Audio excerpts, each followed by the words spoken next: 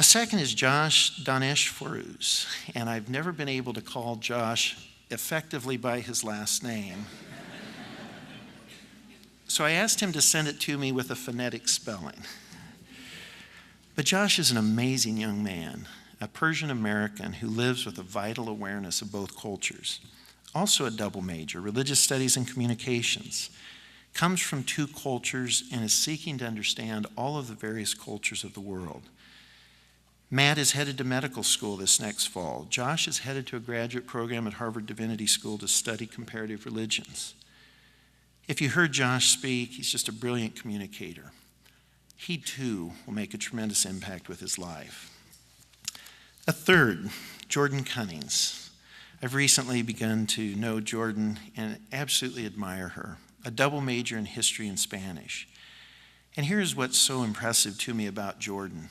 She has a great commitment to issues of justice and poverty, but she has this unusual ability to hold these very strong convictions while staying emotionally present to her community.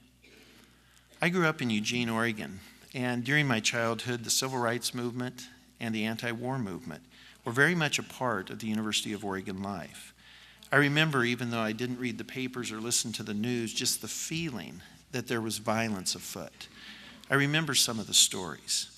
And I remember this wandering sense of, why do people who want to do so good do so much evil? When I think of Jordan, I think of somebody who's going to set the example for how we can do so much good and remain a great person. These students and others like them represent the finest of Westmont cultures. We need students who can think across the disciplines and can master a vast array of knowledge so that we can have at our disposal the possibilities of solving unsolvable problems in new ways.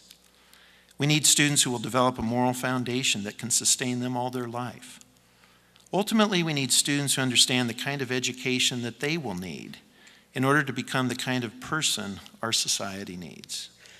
As we move deeper into the 21st century, it is my hope that the original vision that Mrs. Kerr and Dr. Emerson crafted for our school will continue in real and vital ways, of an education committed to academic rigor, to moral and faith development, and to the relentless pursuit of excellence.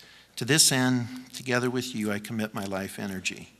May God be with us as we pursue these efforts.